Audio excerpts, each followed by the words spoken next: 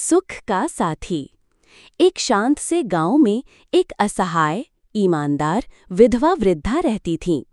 उनके इस दुनिया में कोई रिश्तेदार नहीं था। जीवन यापन के लिए वो रोज जंगल से साल के पत्ते इकट्ठा करती और बाजार में बेचती थीं।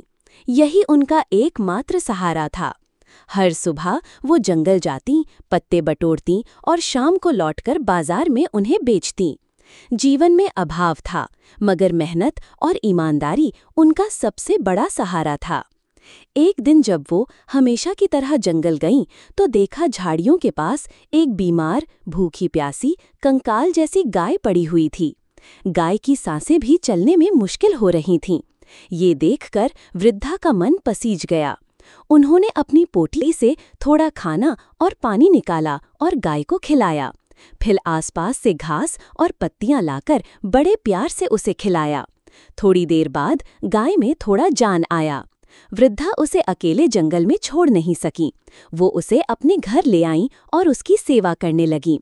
कुछ ही दिनों में गाय पूरी तरह स्वस्थ हो गई।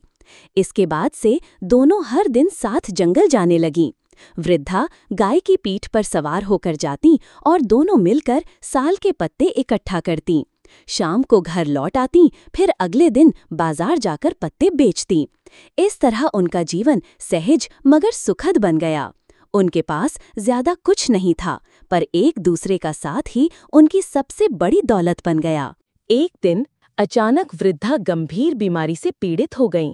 डॉक्टर ने कहा कि इलाज के लिए काफी पैसे लगेंगे, मगर उनके पास तो उतने पैसे थे ही नहीं। वृद्धा और गाय दोनों चिंता में डूब गए। तब गाय ने वृद्धा से कहा, मालकिन, आप मुझे बेच दीजिए। जो पैसे मिलेंगे उनसे दवाई खरीद लीजिए, आप ठीक हो जाएंगी।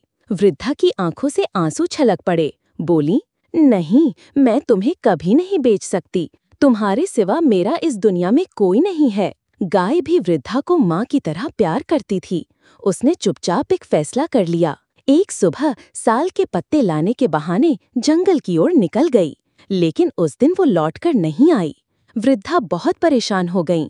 बीमारी के कारण खुद जाकर खोज भी नहीं पाईं।